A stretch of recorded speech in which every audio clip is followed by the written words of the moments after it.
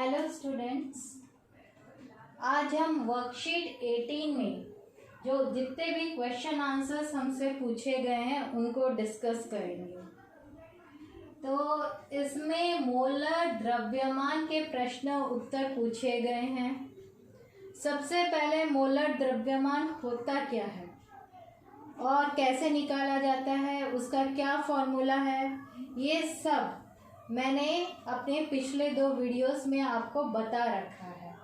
तो आज उसी का ही रिकैप है और उससे रिलेटेड क्वेश्चंस जो आपके वर्कशीट पे पूछे गए हैं उनको हम करने वाले हैं। तो मोलर द्रव्यमान क्या होता है?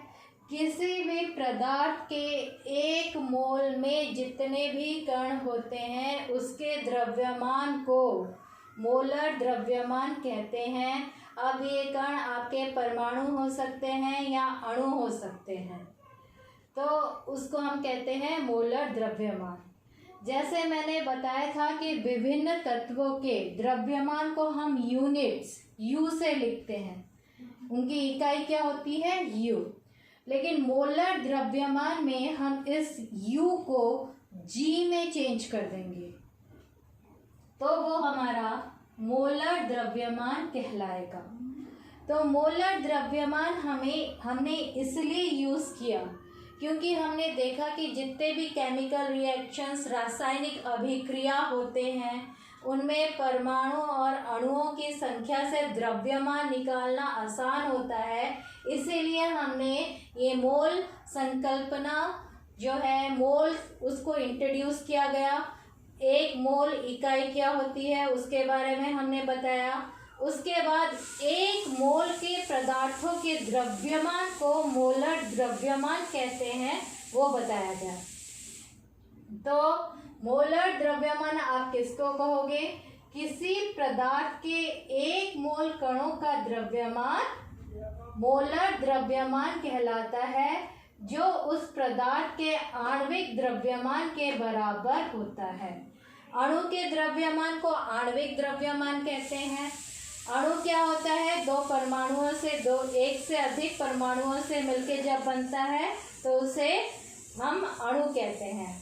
अब वो अणु एक ही तत्व के परमाणुओं से मिलके बन सकता है या विभिन्न तत्वों के परमाणुओं के मिलकर बन सकता है।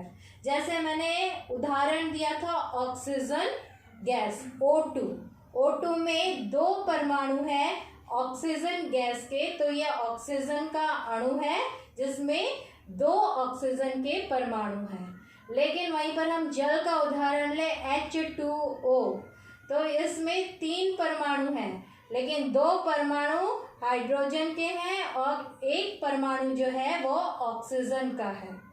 तो जब 1 से अधिक परमाणु होते हैं तो वो कहलाते हैं अणु। तो आणविक द्रव्यमान को अगर हम ग्राम में लिखें तो उसको हम कहेंगे मोलर द्रव्यमान।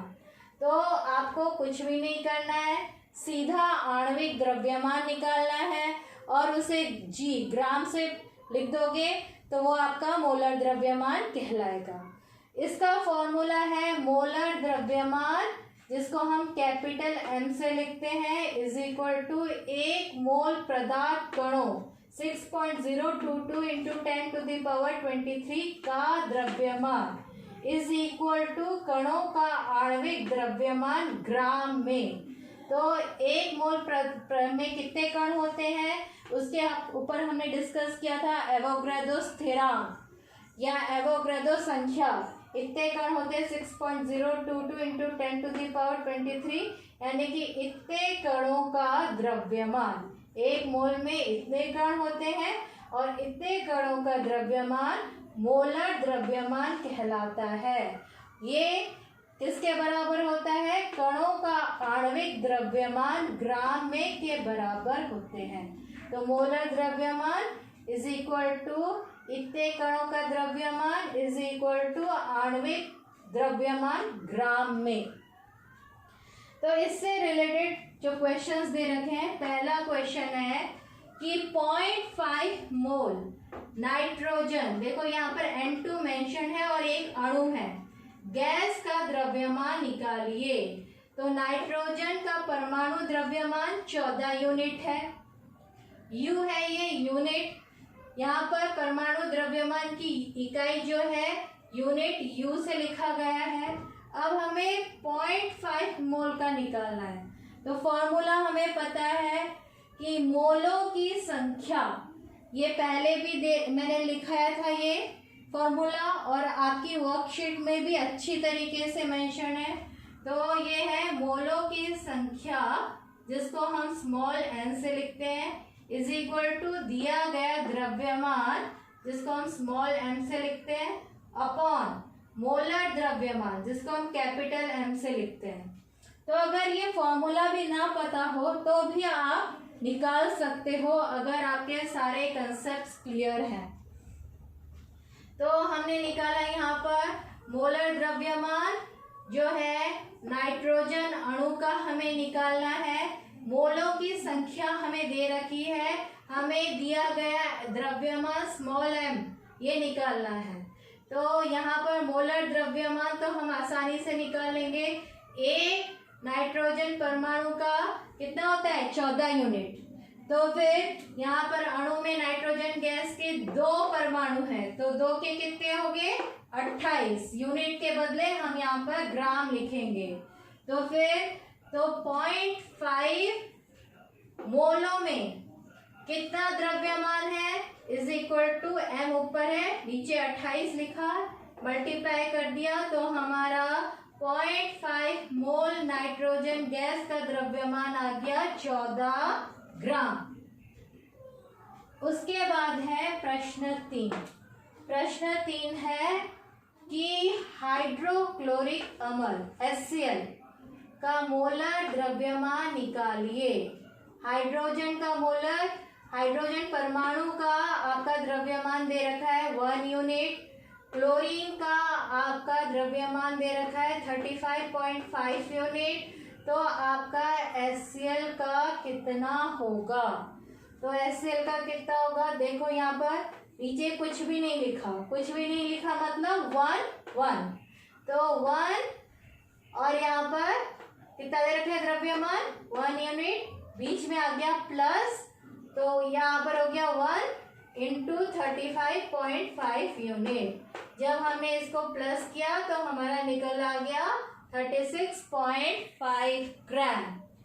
उसके बाद है प्रश्न 4। 48 ग्राम हीलियम में मोलों की संख्या निकालिए। तो ये क्वेश्चन स्ट्रेट फॉरवर्ड है, आपको मोलों की संख्या निकालनी है। दिया गया द्रव्यमान कितना है 48 ग्राम, और हीलियम का आपको दे रखा है परमाणु का द्रव्यमान है 4 यूनिट। तो 4 यूनिट को हम बस लिखेंगे 4 यू को हम चेंज कर देंगे जी में ग्राम में। तो 48 ग्राम अपॉन 4 ग्राम, तो ग्राम कट गए और यहाँ पर आ गए 12। तो मोलों की संख्या कितनी हो गई हमारी 48 ग्राम में 12। प्रश्न 5।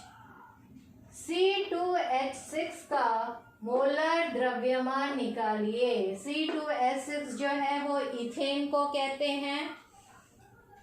ये इथेन का रासायनिक फॉर्मूला है C2H6। इसका हमें मोलर द्रव्यमान निकालना है। तो हाइड्रोजन का कितना होता है 1 यूनिट द्रव्यमान परमाणु का, और कार्बन का परमाणु द्रव्यमान 12 यूनिट। यह आपके क्वेश्चन में दे रखे होंगे, इसको याद करने की जरूरत नहीं है। तो ये पूरा C2H6। अब देखिए कार्बन के कितने परमाणु हैं इस यौगिक में 2, और हाइड्रोजन के कितने हैं 6।